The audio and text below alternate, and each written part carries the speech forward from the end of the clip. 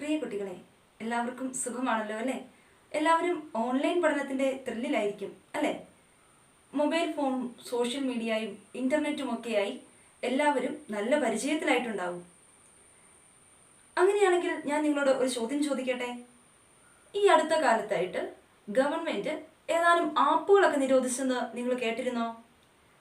എല്ലാവരും കേട്ടിട്ടുണ്ട് അല്ലേ?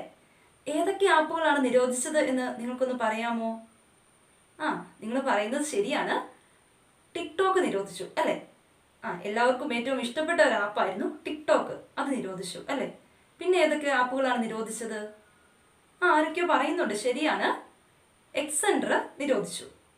പിന്നെ നിങ്ങൾക്കൊക്കെ ഒത്തിരി ഇഷ്ടമുണ്ടായിരുന്ന ഒരു ആപ്പ് ഉണ്ടല്ലോ, നിങ്ങളൊക്കെ കളിച്ചുകൊണ്ടിരുന്ന ഒരു കളി, പബ്ജി അല്ലേ? പബ്ജിയും നിരോധിച്ചു. എന്തുകൊണ്ടാണ് ഇത്തരത്തിലുള്ള ആപ്പുകളൊക്കെ കേന്ദ്ര സർക്കാർ നിരോധിച്ചതെന്ന് നിങ്ങൾ ചിന്തിച്ചിട്ടുണ്ടോ? ആരോ പറയുന്നുണ്ട്. ചൈനയും ഇന്ത്യയും തമ്മിലുള്ള അതിർത്തി തർക്കത്തെ തുടർന്നാണ് ഇത്തരത്തിലുള്ള ആപ്പുകളൊക്കെ നിരോധിച്ചത്. കാരണം ഇത് ഏത് രാജ്യത്തിന്റെ ആപ്പുകളായിരുന്നു? ചൈനയുടെ ആപ്പുകളായിരുന്നു. അപ്പോൾ നിങ്ങൾക്കെല്ലാം നല്ലപോലെ അറിയാം അല്ലേ?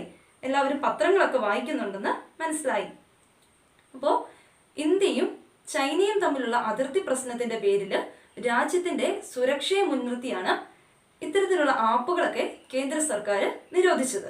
ഇത്തരത്തിലുള്ള ബഹിഷ്കരണങ്ങൾ ബ്രിട്ടീഷുകാർ ഇന്ത്യയിൽ ഭരണം നടത്തിയിരുന്ന കാലത്ത് തൊട്ടേ ഇന്ത്യയിൽ ഉണ്ടായിരുന്നു.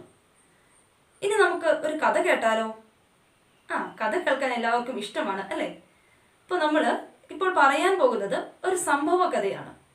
ഏതാണ്ട് 100 വർഷം പിൻപിൽ നടന്ന, അല്ലെങ്കിൽ 100 വർഷങ്ങൾക്ക് അപ്പുറം നടന്ന ഒരു കഥയാണ് നമ്മൾ പറയാൻ പോകുന്നത്. 1907 ഈ ഒരു സംഭവം നടക്കുന്നത്. കഥ നടക്കുന്ന ഒരു സാഹചര്യം എന്ന് പറയുന്നത് ഒരു വിവാഹ വീടാണ്.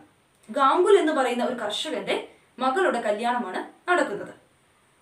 അപ്പോൾ നമുക്കറിയാം, നമ്മൾ വിവാഹ ചടങ്ങുകൾക്കൊക്കെ മധുര പലഹാരങ്ങളൊക്കെ നൽകിയാണ് വരുന്നവരെയൊക്കെ സ്വീകരിക്കുന്നത്. ഇത്തരത്തിൽ മധുര പലഹാരങ്ങളൊക്കെ നൽകിയാണ് ഗാംഗുലും ഗാംഗുലിന്റെ വിരുന്നുകാരെയൊക്കെ സ്വീകരിച്ചത്. ഗാംഗുല് ഇത്തരത്തില് മധുര പലഹാരങ്ങളൊക്കെ തന്റെ അതിഥികൾക്ക് കൊടുത്തപ്പോൾ അവ ശർക്കര ഉപയോഗിച്ചാണ് നിർമ്മിച്ചിരുന്നത്. അതായത് മധുര പലഹാരങ്ങളിലൊക്കെ പഞ്ചസാരയ്ക്ക് പകരം ശർക്കരയാണ് ഉപയോഗിച്ചിരുന്നത്. നമുക്കറിയാം, നമ്മളൊക്കെ എന്തെങ്കിലും പലഹാരങ്ങളൊക്കെ നിർമ്മിക്കുന്ന സമയത്ത് അതിന് മധുരം കിട്ടാൻ വേണ്ടി നമ്മൾ എന്താണ് ചേർക്കുക? പഞ്ചസാരയാണ് അല്ലേ? അപ്പോൾ ഗാംഗുല എന്തുകൊണ്ടായിരിക്കും ശർക്കര ചേർത്തിട്ടുണ്ടാവുക? ഇപ്പോൾ നിങ്ങൾക്ക് വന്നതുപോലെ തന്നെ ഇത്തരത്തിലുള്ളൊരു സംശയം അന്ന് അവിടെ വിരുന്നിനായിട്ട് വന്ന കുറേ പേർക്ക് തോന്നി. അവരൊക്കെ ഗാംഗുലിനോട് ചോദിച്ചു, അല്ലയോ ഗാംഗുലെ, എന്തുകൊണ്ടാണ് താങ്കൾ പഞ്ചസാര ഉപയോഗിക്കാതെ ശർക്കര ഉപയോഗിച്ചത്? അപ്പോൾ ഗാംഗുല് പറഞ്ഞ മറുപടി, നമ്മളെ ബ്രിട്ടീഷുകാര് അടിച്ചമർത്തിക്കൊണ്ട് നമ്മളെ ഭരണം നടത്തുകയാണ്. അപ്പോൾ നമ്മൾ പരമാവധി ബ്രിട്ടീഷ് ഉൽപ്പന്നങ്ങളെ ബഹിഷ്കരിച്ചുകൊണ്ട് ഇന്ത്യയിൽ ഉണ്ടാക്കുന്ന, അല്ലെങ്കിൽ നമ്മൾ തദ്ദേശീയമായിട്ട് നിർമ്മിക്കുന്ന വസ്തുക്കൾ വേണം ഉപയോഗിക്കാൻ. അതുകൊണ്ടാണ് ഞാൻ ശർക്കര ഉപയോഗിച്ചത് എന്ന്. ഈ ഒരു കഥയിലൂടെ 1907 ആ ഒരു കാലഘട്ടത്തിൽ ഇന്ത്യയിൽ നിലനിന്നിരുന്ന ഒരവസ്ഥയെക്കുറിച്ചാണ് നമുക്കിപ്പോൾ മനസ്സിലായത്. അല്ലെങ്കിൽ ബ്രിട്ടീഷുകാർ ഇന്ത്യയിൽ ഭരണം നടത്തിയിരുന്ന സമയത്ത് ഇന്ത്യ എങ്ങനെയായിരുന്നു? അപ്പോൾ ഗാംഗുലിന്റെ ഈ ഒരു മറുപടിയിൽ നിന്ന് നമുക്ക് മനസ്സിലായി, ബ്രിട്ടീഷുകാർ ഇന്ത്യയിൽ ഭരണം നടത്തിയിരുന്ന സമയത്ത് അവർ നമ്മളെ അടിച്ചമർത്തിക്കൊണ്ട് ഭരണം നടത്തുകയാണ് ചെയ്തത്. അപ്പോൾ ബ്രിട്ടീഷുകാർ എന്തിനാണ് ഇന്ത്യയിലേക്ക് വന്നത് എന്ന് നിങ്ങൾക്കറിയാം. എന്തിനാണ് വന്നത്? ഒരാൾ പറയുന്നുണ്ടല്ലോ. ശരിയാണ്, കച്ചവടത്തിനായിട്ടാണ് ബ്രിട്ടീഷുകാർ ഇന്ത്യയിലേക്ക് വന്നത്. ഇവർ കച്ചവടത്തിനായിട്ട് വന്നിട്ട് അവസാനം നമ്മുടെ അവര് കീഴ്പ്പെടുത്തുകയാണ്, അല്ലെങ്കിൽ നമ്മുടെ പ്രദേശങ്ങളെയൊക്കെ കീഴടക്കുകയാണ് ചെയ്തത്. ഇതിൽ 1757 മുതൽ 1757 വരെ ഒരു യുദ്ധ പരമ്പര തന്നെ ഇന്ത്യയിൽ നടന്നിരുന്നു. 1757 ആ ഒരു വർഷം നിങ്ങൾക്കെല്ലാം പരിചിതമാണ് അല്ലേ? ഏത് യുദ്ധം നടന്ന വർഷമാണ്? ആരോ പറയുന്നുണ്ടല്ലോ. പ്ലാസി യുദ്ധം നടന്ന വർഷമാണ് 1757. പ്ലാസി യുദ്ധം ആരൊക്കെ തമ്മിലായിരുന്നു? ബ്രിട്ടീഷുകാരും ഇന്ത്യക്കാരും തമ്മിലായിരുന്നു. ആ യുദ്ധത്തിന് നേതൃത്വം നൽകിയത് ആരൊക്കെയായിരുന്നു? ശരിയാണ്, റോബർട്ട് ക്ലൈവും പിന്നെ ബംഗാളിലെ ഭരണാധികാരിയായിരുന്ന സിറാജ് ഉദ് ദൗളയും തമ്മിലാണ് 1757 പ്ലാസി യുദ്ധം നടന്നത്. 1857 യുദ്ധത്തെക്കുറിച്ച് നിങ്ങൾ പഠിച്ചിട്ടുണ്ടോ? അതിനെക്കുറിച്ച് നിങ്ങൾക്ക് അറിയില്ല അല്ലേ? എങ്കിലും നമ്മൾ ഇനി തുടർന്ന് വരുന്ന ക്ലാസ്സുകളിലൊക്കെ അതിനെക്കുറിച്ച് പഠിക്കും. ഒന്നാം സ്വാതന്ത്ര്യ സമരം എന്നറിയപ്പെടുന്ന യുദ്ധമാണ് അല്ലെങ്കിൽ സമരമാണ് 1857 നടന്നത്. ഈ സ്ക്രീനിൽ നോക്കിക്കേ, ഇപ്പോൾ ഒരു ചിത്രം കാണുന്നുണ്ട് അല്ലേ? അതെന്തിൻ്റെ ചിത്രമാണ്? നിങ്ങൾ പറയുന്നത് ശരിയാണ്, ഇന്ത്യയുടെ ഭൂപടത്തിൻ്റെ ചിത്രം എല്ലാവർക്കും അറിയാം. അപ്പോൾ നമ്മൾ ഇപ്പോൾ ഈ ചിത്രത്തിൽ കാണുന്നത് പോലെ ഇന്ത്യൻ ഉപഭൂഖണ്ഡത്തിൻ്റെ ഏകദേശം 63% ബ്രിട്ടീഷുകാരുടെ നേരിട്ടുള്ള നിയന്ത്രണത്തിൻ്റെ കീഴിലായിരുന്നു.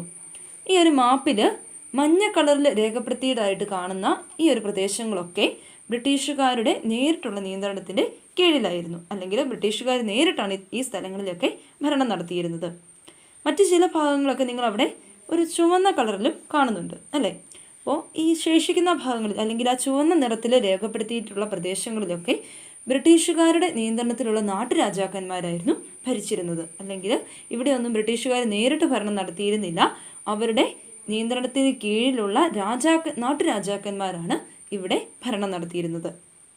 ബ്രിട്ടീഷുകാർ ഇന്ത്യയിൽ ദുർഭരണമാണ് നടത്തിയിരുന്നത് എന്ന് നാം മുമ്പ് പഠിച്ചു കഴിഞ്ഞു. അപ്പോൾ ബ്രിട്ടീഷുകാർ നമ്മുടെ ഇവിടെ നിന്ന് അസംസ്കൃത വസ്തുക്കളൊക്കെ വളരെ കുറഞ്ഞ ചെലവിൽ വിദേശത്തേക്ക് അല്ലെങ്കിൽ അവരുടെ സ്വന്തം രാജ്യത്തേക്ക് കയറ്റി അയക്കുകയാണ് ചെയ്തുകൊണ്ടിരുന്നത്. ഈ ബ്രിട്ടീഷുകാർ ഇന്ത്യയിൽ വരുന്ന സമയത്ത് ഇന്ത്യ ഒരു കാർഷിക രാജ്യമായിരുന്നു. അതുകൊണ്ട് ബ്രിട്ടീഷുകാരുടെ ഓരോ നയങ്ങളും ഇവിടുത്തെ കർഷകരെ ദരിദ്രരാക്കുകയാണ് ചെയ്തത്. അല്ലെങ്കിൽ ബ്രിട്ടീഷുകാർ എടുക്കുന്ന ഓരോ തീരുമാനങ്ങളും അത് കർഷകരെ കൂടുതൽ ദാരിദ്ര്യത്തിലേക്ക് തള്ളിവിടുന്നവ ആയിരുന്നു. ബ്രിട്ടീഷ് ഭരണത്തിന്റെ പ്രത്യാഘാതങ്ങളൊക്കെ ഏറ്റവും കൂടുതലായിട്ട് അനുഭവിക്കേണ്ടി വന്നത് കർഷകരായിരുന്നു. ഇപ്പോൾ നിങ്ങൾ സ്ക്രീനിൽ ഒരു ചിത്രം കാണുന്നുണ്ട്. അതെന്തിന്റെ ചിത്രമാണ്? നിങ്ങളൊക്കെ കണ്ടിട്ടുണ്ടാവും. കണ്ടിട്ടില്ലെങ്കിൽ നിങ്ങളുടെ അടുത്ത് മാതാപിതാക്കൾ ആരെങ്കിലും ഉണ്ടെങ്കിൽ ഒന്ന് ചോദിച്ചു നോക്കിക്കേ. ഇപ്പോൾ കിട്ടിയല്ലേ? എന്താണ്? കരമടച്ച രസീതിന്റെ ഒരു ചിത്രമാണ് നിങ്ങൾ ഈ കാണുന്നത് അല്ലെ? ഇത്തരത്തിലുള്ള നികുതി സമ്പ്രദായങ്ങൾ ബ്രിട്ടീഷുകാർ ഇന്ത്യയിൽ ഭരണം നടത്തുന്ന കാലത്ത് തന്നെ ഇന്ത്യയിൽ നിലനിന്നിരുന്നു. അപ്പോൾ ബ്രിട്ടീഷുകാർ ഇന്ത്യയിൽ 3 തരത്തിലുള്ള ഭൂനികുതി വ്യവസ്ഥകളാണ് ആവിഷ്കരിച്ചത്. അവ ശാശ്വത ഭൂനികുതി വ്യവസ്ഥ, മഹൽവാരി വ്യവസ്ഥ, റയട്ട് വാരി വ്യവസ്ഥ. ഇങ്ങനെ 3 തരത്തിലുള്ള നികുതി സമ്പ്രദായങ്ങളാണ് ബ്രിട്ടീഷുകാർ ഇന്ത്യയിൽ നടപ്പിലാക്കിയിരുന്നത്.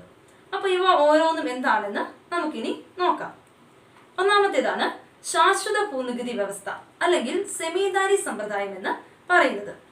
ഇത് ആ സമയത്ത് ഇന്ത്യയിലെ ഗവർണർ ജനറൽ ആയിരുന്ന കോൺവാലിസ് പ്രഭുവാണ് ഈ സെമീദാരി സിസ്റ്റം അല്ലെങ്കിൽ ശാശ്വത ഭൂനികുതി വ്യവസ്ഥ എന്ന് പറയുന്ന ഈ ഒരു ഭൂനികുതി വ്യവസ്ഥ ഇന്ത്യയിൽ നടപ്പിലാക്കിയിരുന്നത്. ഇത് പ്രകാരം സെമീന്ദാർമാരായിരുന്നു കർഷകരിൽ നിന്ന് നികുതി പിരിച്ചിരുന്നത്. ഈ പിരിക്കുന്ന നികുതിയിൽ 11ൽ 1 ഭാഗം ഈ സെമീന്ദാർമാർക്ക് എടുക്കാമായിരുന്നു. ഇത്തരത്തിലുള്ള ഈ ഒരു നികുതി വ്യവസ്ഥ ഇന്ത്യയിൽ രൂപപ്പെടുത്തിയെടുക്കാൻ വേണ്ടി സഹായിച്ച ഉദ്യോഗസ്ഥനാണ് ജോൺ ഷോർ എന്ന് പറയുന്ന ഉദ്യോഗസ്ഥൻ. അപ്പോൾ നമ്മളിപ്പോൾ കണ്ടത് ശാശ്വത ഭൂനികുതി വ്യവസ്ഥയാണ്. ഈ ഒരു വ്യവസ്ഥ ബംഗാൾ, ബീഹാർ, ഒറീസ തുടങ്ങിയ സംസ്ഥാനങ്ങളിലാണ് നടപ്പിലാക്കി ഇരുന്നത്. നിങ്ങളിപ്പോൾ സ്ക്രീനിൽ ഇന്ത്യയുടെ ചിത്രത്തിൽ കാണുന്നുണ്ട്. ബംഗാൾ, ബീഹാർ, ഒറീസ ഈ 3 സംസ്ഥാനങ്ങളിലാണ് ഈ ഒരു നികുതി വ്യവസ്ഥ നടപ്പിലാക്കിയിരുന്നത്. ഇനി ഞാനൊരു ചോദ്യം നിങ്ങളോട് ചോദിക്കാം. കേരളം ഉൾപ്പെടെയുള്ള തെക്കേ ഇന്ത്യയിലെ സംസ്ഥാനങ്ങളെല്ലാം ചേർത്ത് നമ്മൾ ഒരു പേര് പറയും. അതെന്താണ്? ആരോ പറഞ്ഞല്ലോ. ദക്ഷിണേന്ത്യ അല്ലെ? ദക്ഷിണേന്ത്യൻ സംസ്ഥാനങ്ങൾ എന്നാണ് പറയുന്നത്. അപ്പൊ നമ്മുടെ ഈ ദക്ഷിണേന്ത്യൻ സംസ്ഥാനങ്ങളിൽ നടപ്പിലാക്കിയിരുന്ന നികുതി വ്യവസ്ഥയാണ് റയട്ട് വാരി സിസ്റ്റം എന്ന പേരിൽ അറിയപ്പെടുന്നത്. റയട്ട് എന്നുള്ളതിന്റെ അർത്ഥം എന്താണെന്ന് അറിയാമോ? റയട്ട് എന്നുള്ളത് ഒരു ഹിന്ദി പദമാണ്. അതിന്റെ അർത്ഥം എന്താണെന്ന് ആർക്കെങ്കിലും അറിയാമോ? അതിന്റെ അർത്ഥം കർഷകൻ എന്നാണ്. റയട്ട് എന്നാൽ കർഷകൻ എന്നാണ്. അപ്പോൾ ഈ ഒരു റയട്ട് വാരി സിസ്റ്റത്തില് കർഷകരിൽ നിന്ന് നേരിട്ട് നികുതി പിരിക്കുന്ന ഒരു സമ്പ്രദായമായിരുന്നു ഉണ്ടായിരുന്നത്. ഇത്തരത്തില് കർഷകരിൽ നിന്ന് നികുതി പിരിക്കുമ്പോൾ അവര് നിശ്ചിത തീയതിക്കുള്ളിൽ ഈ ഒരു തുക അല്ലെങ്കിൽ നികുതിയായിട്ട് നിശ്ചയിച്ചിരുന്ന തുക പണമായിട്ട് തന്നെ ബ്രിട്ടീഷുകാർക്ക് നൽകണമായിരുന്നു. അതിനു മുമ്പ് വരെ നിലനിന്നിരുന്ന വ്യവസ്ഥ എന്താണെന്ന് അറിയാമോ? ആ ഉൽപ്പന്നങ്ങളായിരുന്നു അവര് നികുതിയായിട്ട് കൊടുത്തിരുന്നത്. അല്ലെങ്കിൽ ബ്രിട്ടീഷുകാർ വരുന്നതിന് മുമ്പ് നികുതിയായിട്ട് ഈ രാജാക്കന്മാർക്കൊക്കെ അവർ നൽകിയിരുന്നത് അവരുടെ ഉൽപ്പന്നങ്ങളായിരുന്നു. എന്നാൽ ബ്രിട്ടീഷുകാർക്ക് പണമായിട്ട് തന്നെ നികുതി നൽകണം എന്നുള്ള ഒരു വ്യവസ്ഥ ബ്രിട്ടീഷുകാർ കൊണ്ടുവന്നു. അതാണ് റൈറ്റ് ടു വാരി സിസ്റ്റം എന്ന പേരിൽ അറിയപ്പെടുന്നത്. അപ്പോൾ റൈറ്റ് ടു വാരി സിസ്റ്റം എവിടെയാണ് നടപ്പിലാക്കിയത്? ദക്ഷിണേന്ത്യൻ സംസ്ഥാനങ്ങളിലാണ് റൈറ്റ് ടു വാരി വ്യവസ്ഥ നടപ്പിലാക്കിയത്. ഇനി ചെന്നൈ എന്നുള്ള സ്ഥലത്തെക്കുറിച്ച് നിങ്ങൾ എല്ലാവരും കേട്ടിട്ടുണ്ടായിരിക്കും അല്ലേ? ഏത് സംസ്ഥാനത്തുള്ള സ്ഥലമാണ്? നമ്മുടെ അയൽ സംസ്ഥാനമായ തമിഴ്നാട്ടിലെ ഒരു സ്ഥലമാണ് ചെന്നൈ. ഈ ചെന്നൈയുടെ പഴയ പേര് ഏതാണെന്ന് അറിയാമോ? മദ്രാസ് എന്നാണ് അല്ലേ? അപ്പോൾ മദ്രാസ് പ്രസിഡൻസിയിലെ ഗവർണറായിരുന്ന തോമസ് മൺട്രോയാണ് ഈ റൈറ്റ് ടു വാരി സിസ്റ്റം ദക്ഷിണേന്ത്യയിൽ നടപ്പിലാക്കിയത്. ഇനി ഇപ്പൊ നിങ്ങൾ സ്ക്രീനിൽ ഒരു ചിത്രം കാണുന്നുണ്ട് അല്ലേ? അത് ആരുടെ ചിത്രമാണ്? നിങ്ങൾക്ക് മനസ്സിലായില്ല അല്ലേ? അപ്പോൾ സതി ഇന്ത്യയിൽ നിരോധിച്ച ഗവർണർ ജനറൽ ആരാണെന്ന് നിങ്ങൾക്കറിയാമോ? അത് നിങ്ങൾ പഠിച്ചിട്ടുണ്ട് അല്ലേ? വില്യം ബെന്റിക് പ്രഭു. അപ്പോൾ വില്യം ബെന്റിക് പ്രഭുവിന്റെ ചിത്രമാണ് നിങ്ങളിപ്പോൾ സ്ക്രീനിൽ കാണുന്നത്. ഈ വില്യം ബെന്റിക് പ്രഭു ആണ് വടക്കു പടിഞ്ഞാറൻ ഇന്ത്യയിൽ ഒരു ഭൂനികുതി വ്യവസ്ഥ നടപ്പിലാക്കിയത്.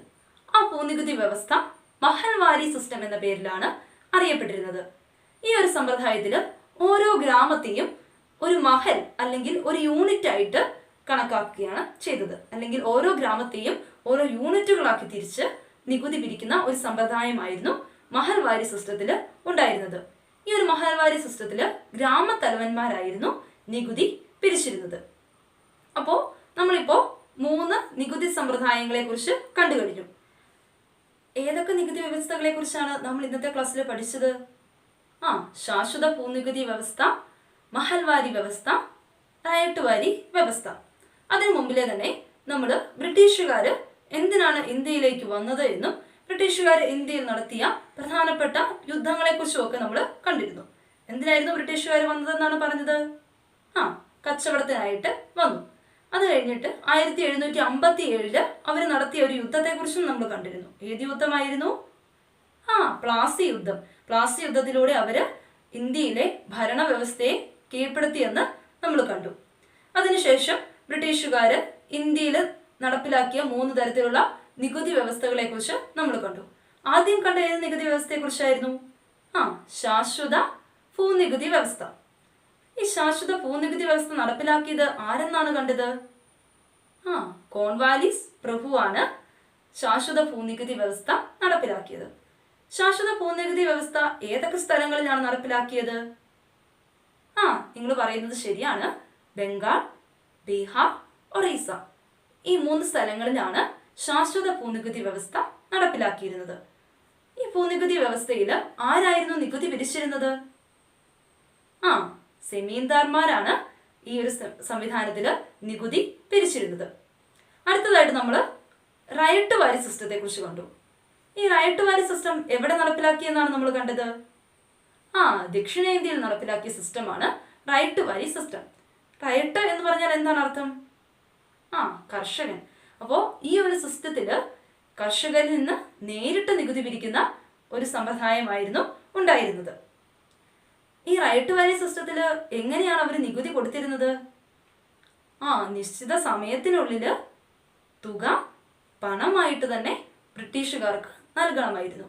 അതായിരുന്നു റൈറ്റ് ടു വാരി സിസ്റ്റം എന്ന് നമ്മൾ കണ്ടു. അടുത്തതായിട്ട് നമ്മൾ കണ്ടത് ഏത് സിസ്റ്റത്തെ കുറിച്ചായിരുന്നു? മഹൽവാരി സിസ്റ്റം.